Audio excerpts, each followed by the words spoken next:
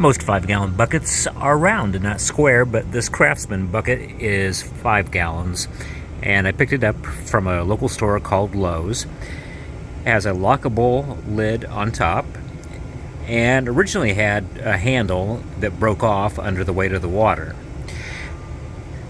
Now, in the past, I've had this drilled for lettuce because lettuce takes around a gallon for a single head, and so those 4 purple holes that you see originally held the 4 lettuce plants.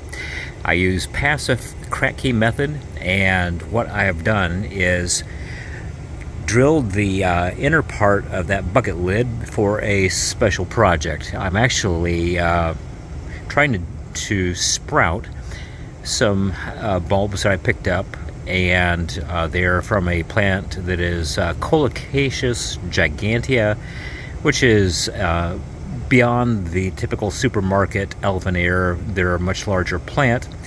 And so what I did was I took the 3.75 inch net pots, like you see on the right here, this empty one, and put the bulbs in there with the rooting side down and the leafing side up. And what I've done is packed around the outside of those bulbs with a mixture of chunky perlite and coco coir. Now, I've allowed the water with nutrient to come up and to permeate the bottom part of the coco coir.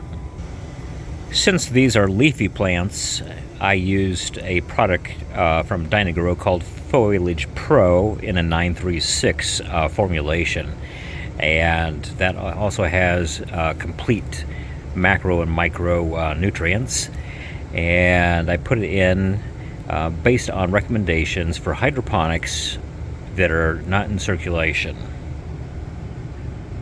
The reason that I drilled the 4th hole was it is one of the easiest ways, if you're going to do a refillable passive hydro system, to be able to measure your water. And what I have found is that rather than allowing the roots to go halfway down the container, the nutrient water to drop down halfway on the bucket, that it is simpler to just insert another net pot.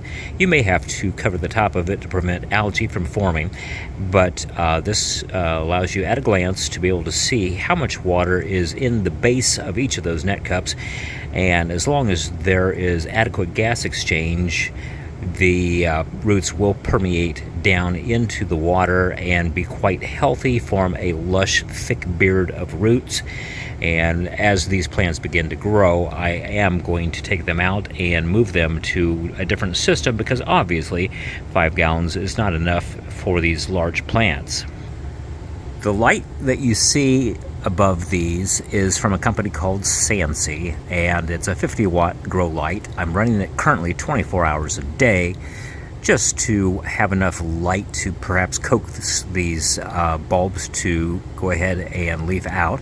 I've not done any colocasia plants in hydroponics before, and this is going to be an experiment for me that I'd like to be able to follow up on.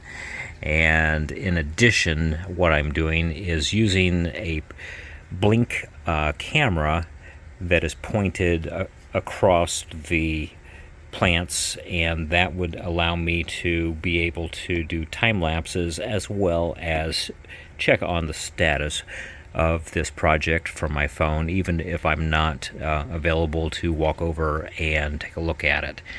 So that is what is going on right now in terms of Kratky hydroponic experiments, and hopefully I should be able to show you the results of this in a few weeks and find out whether or not it works and how well it works.